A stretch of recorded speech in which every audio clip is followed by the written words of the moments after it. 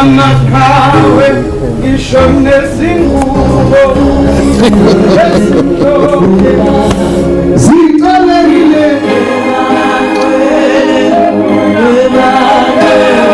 ongozo okwasana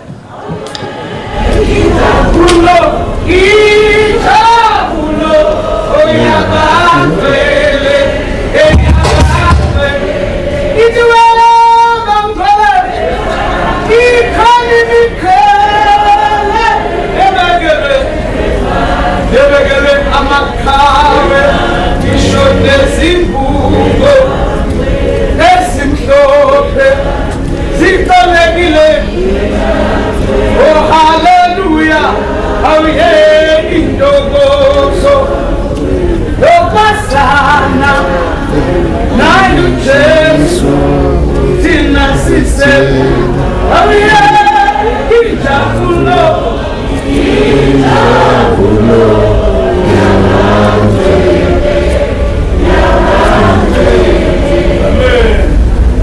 Amen. Ngiyabonga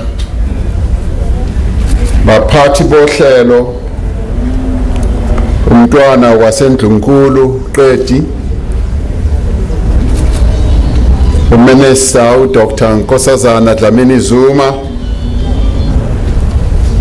oNdlunkulu besilo kanye nabantwana baseNdlunkulu amakhosi onke izinduna President wamaloba Ndate Jacob Gedleihlekisa Zuma umntwana wakaphinda ngene, Your Majesties, kings and queens from all over our country, the continent and other parts of the world, especially Nkosi Yamakhosi Mbelwa from Malawi, who is with us, ibutho likaZulu nazo zonke izizwe, abaphathiswa bakahulumeni kuzo zonke igaba zombuso, Your Eminence Archbishop Thabo Makgoba and abaholi bezinkolo, abaholi bamaqembu ezepolitiki, the Premier of KwaZulu-Natal, Babu Sihle Zikalala, and other premiers, Chairperson of the National House of Traditional Leaders, Nkosi Mahlangu, Chairperson of the Provincial House of Traditional Leaders, Nkosi Uchiliza, and the Deputy Chairperson, Nkosi Zulu, President of Contralesa, Khoshi Mukwena, members of the Diplomatic Corps, members of Parliament and provincial legislatures, mayors and councillors, fellow mourners, and all South Africans. Today is a difficult day. Ilanga lishone emini. We are bidding farewell to our leader, His Majesty King Goodwill Zwelithini kaBhekuzulu, isilo samabandla onke. It is a difficult day because a huge tree has fallen. Uwile umuthi omkhulu. Our nation is indeed in mourning.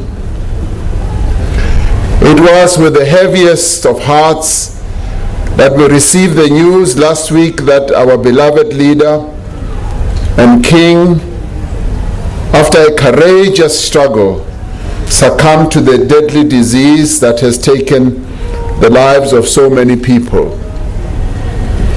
When our Premier Zikalala called me to give me the sad news, followed up by a telephone conversation with Ubaba Hushenge, sadness also descended upon me. I want to thank Umntwana kaPhindangene, particularly who kept me and the nation informed at all times of His Majesty's condition. He and I spoke on a number of occasions about the difficult situation the King was going through.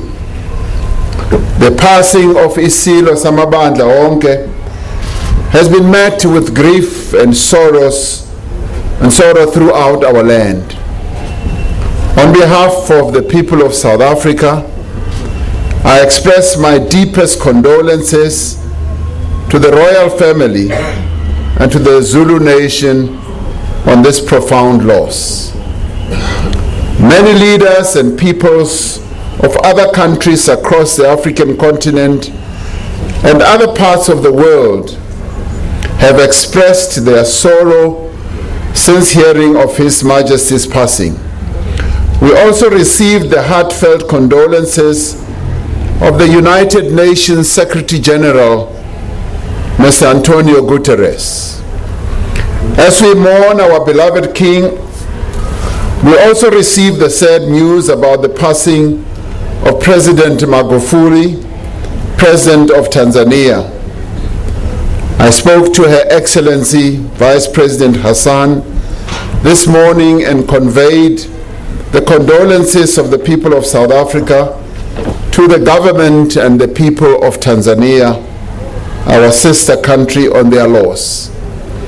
As we all know, Tanzania is a country that stood with us during our struggle for freedom and sacrificed a lot, halting and delaying their own development so that we could be free.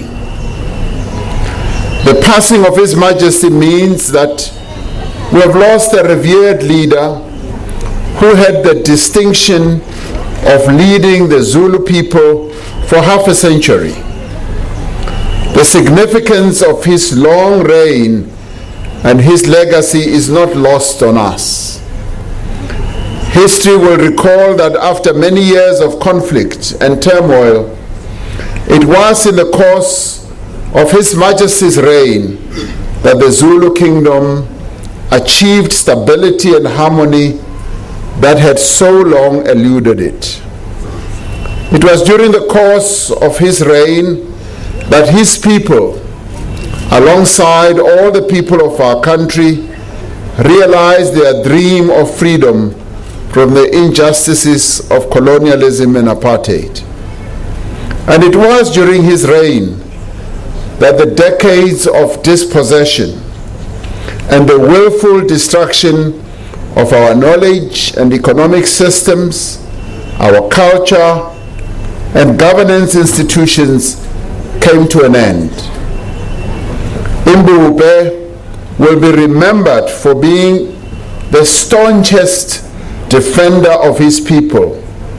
He not only defended and advanced the interests of the Zulu people, but advanced their culture, their customs, the traditions, and a deep sense of identity and nationhood. He is celebrated across our beloved continent, Africa, because he valued diversity and respected the cultures of other kingdoms and other nations. During the tumultuous period of political transition in this country, he played a significant role in the achievement of democracy. The king will be remembered for his role in bringing peace and stability to KwaZulu-Natal during the difficult times our country went through. Working together with a number of other leaders, and especially former President Jacob Zuma, they worked to ensure, together with Ubabo Ubutelezi, that there is peace in this province. As a leader, he preached peace and unity. He abhorred violence and its consequences. As the country moved towards democracy, he called for an end to political killings, traveling around the country, as we heard from Premier Zigalala, going to the various parts of our country in hostels and villages, meeting and encouraging people to resort to peaceful means of resolving conflicts. At some point, as he sought to deal with the problem of violence, he said, "Who will I lead if all my father's people are killing each other?" His Majesty was a man who believed that the pursuit of violence is ethically and morally wrong.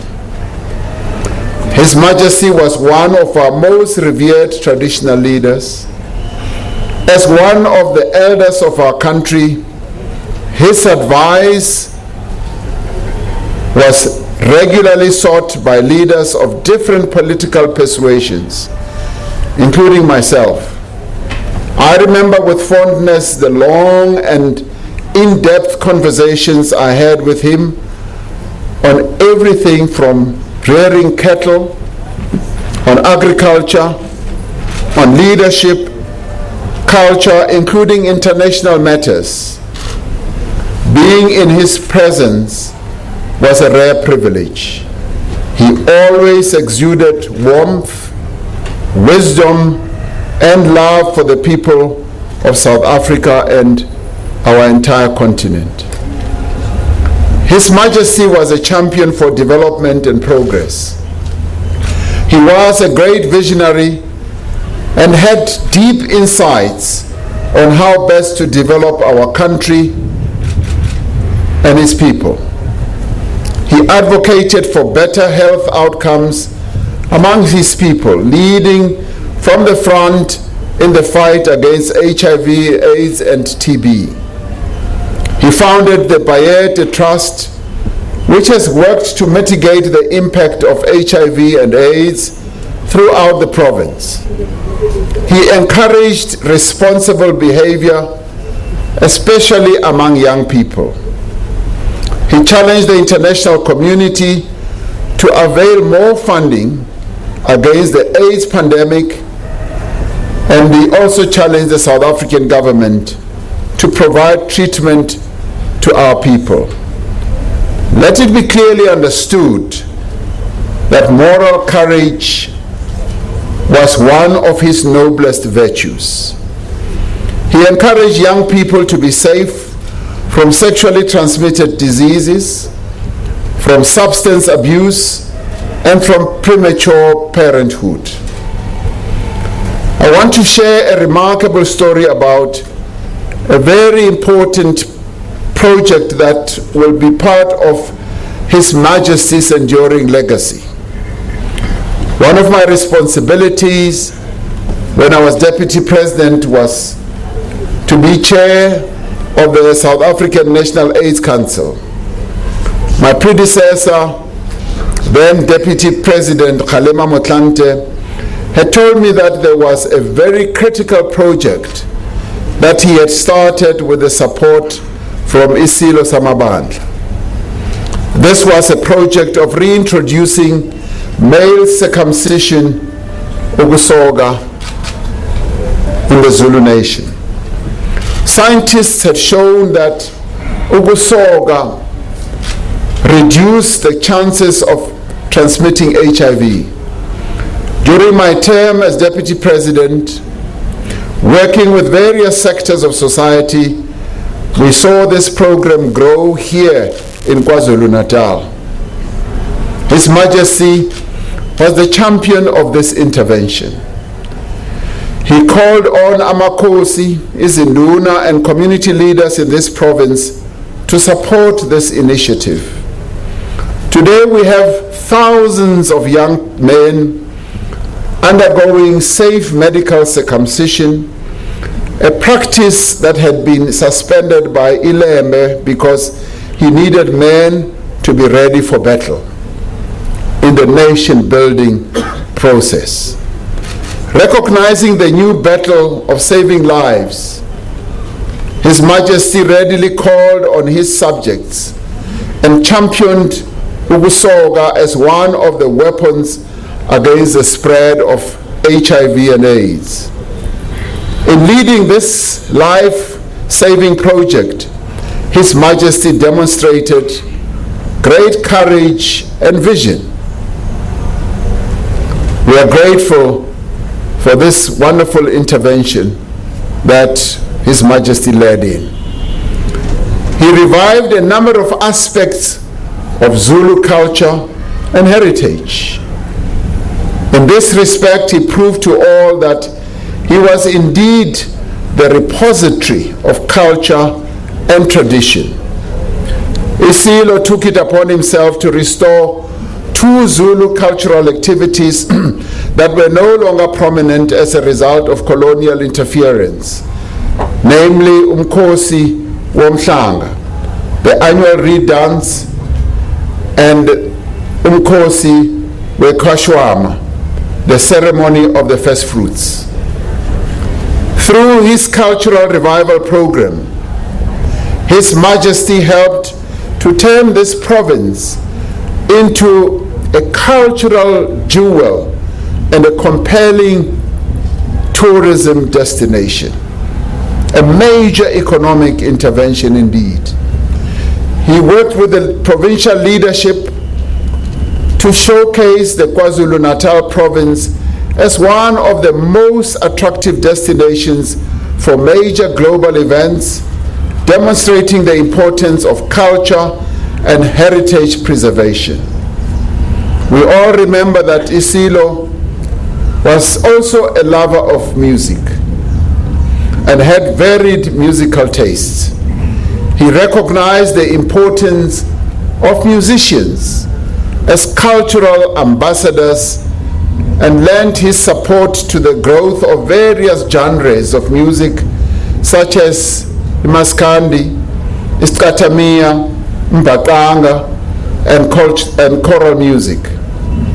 He believed that through supporting local music, supporting poetry and literature, that the stories and the histories of our people could not just gain a wider audience, but also educate the younger generation.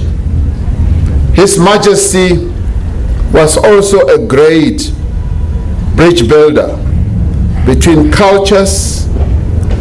He appreciated the importance of unity and social cohesion. In recent years, he held Diwali, Bayete celebrations at the Ondini Royal Palace to welcome members of the Hindu community.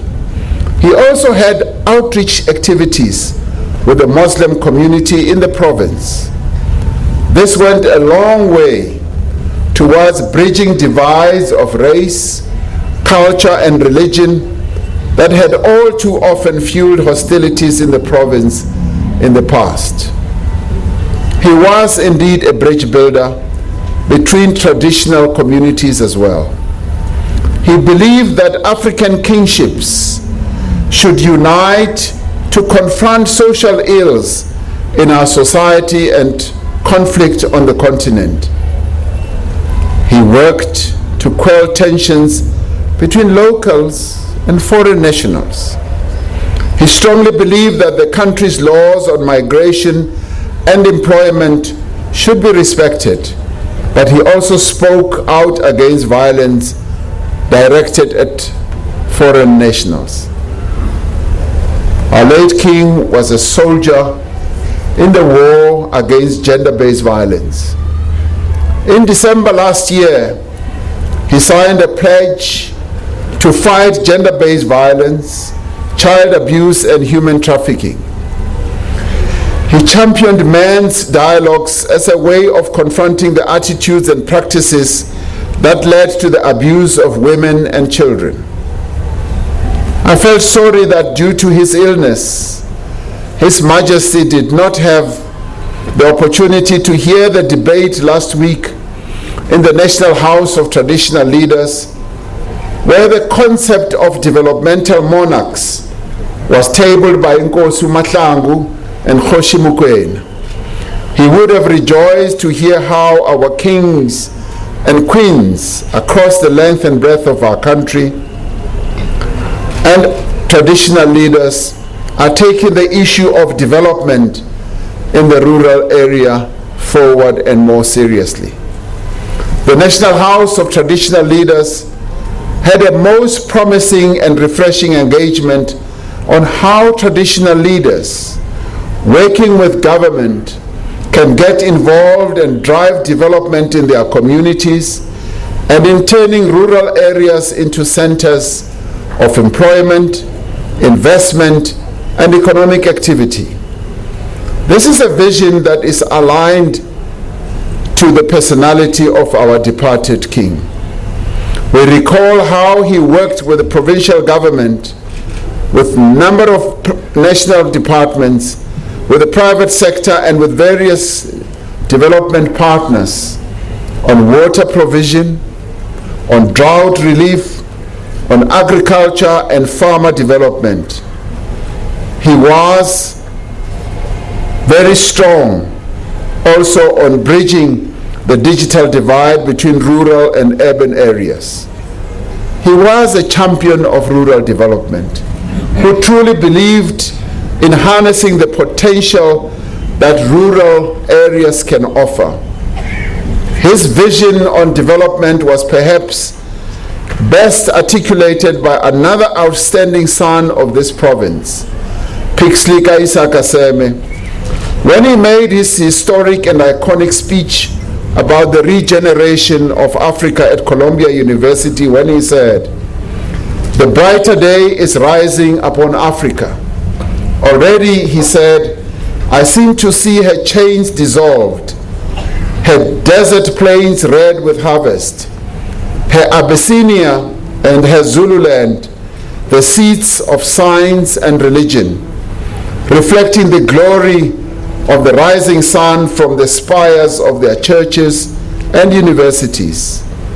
Her Congo and her Gambia, whitened with commerce, her crowded cities, seething forth and humming with business, and all her sons and daughters," he might have added, "employed in advancing the victories of peace, greater and more abiding than the spoils of war," close quote. Fellow mourners, today we lay to rest a leader, but also a father, a husband, and a grandfather. The Zulu people are in mourning and we all share in their sorrow. The passage of time since His Majesty's passing has seen the national flag being flown at half-mast, and this is not only in tribute to the important role that His Majesty played, but also deep respect for him. This is a profoundly difficult and painful time for the royal family and the people of our country. It is a time that should be accorded the necessary occasion and respect. Colonialism and apartheid sought to pit us against each other as different tribes and ethnic groups. The past rulers of our country established the Bantustan system. This was a system whose origin was all about oppression, exploitation, and division.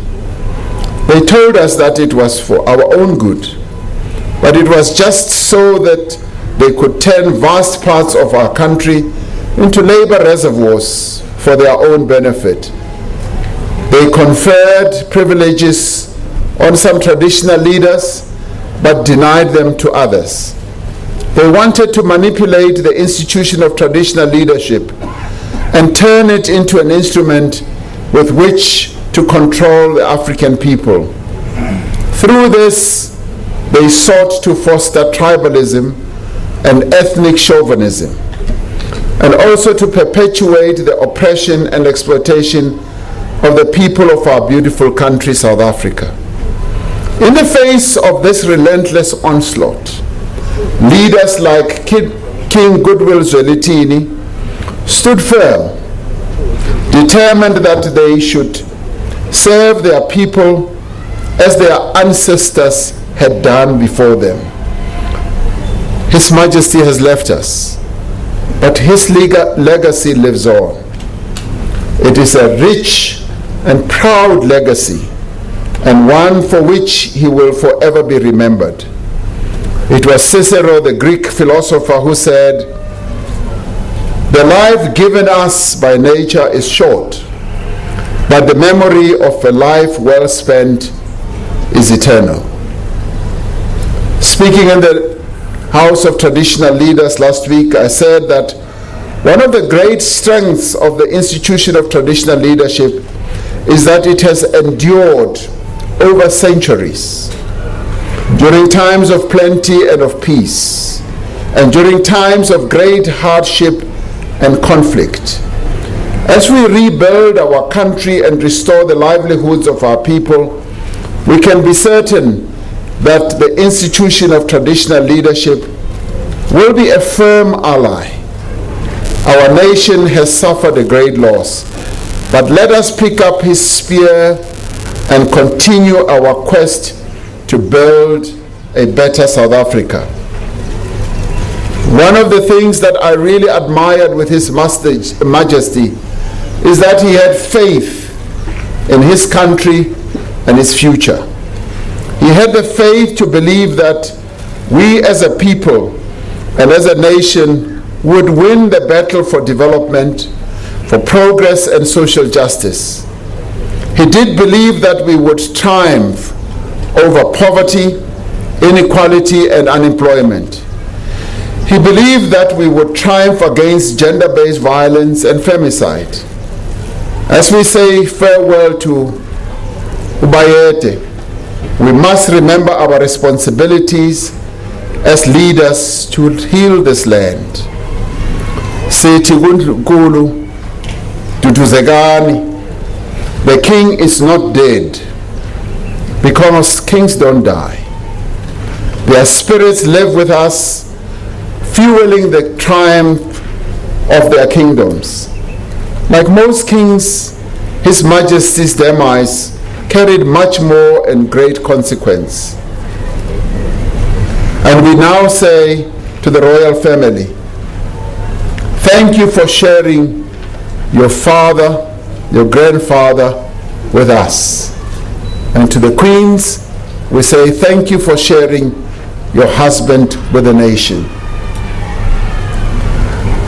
And we say kuwo wonke amakhosi nabaholi bamaqembu ezopolitiki, let us build on the legacy of our king.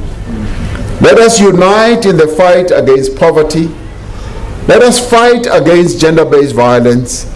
Let us create work and opportunities for our king, for our youth. Our king has left us. Kodwa usuyohlangana nezilo eze phambi kwakhe, oDinizulu, oCetshwayo, oMpande, oDingane, ilembe eleqa amanye amalembe ngokukhalipha, uphunga nomageba. As the Black Mambazo sang, kukhona ikhaya lamaqhawe anqobile, the home of triumphant heroes. And that is where our king Isilo sesikhona nobaba omkhulu. Sithi hamba kahle Isilo samabandla. Wena wendlovu, wena wendlovu, bayede. Ngiyabonga.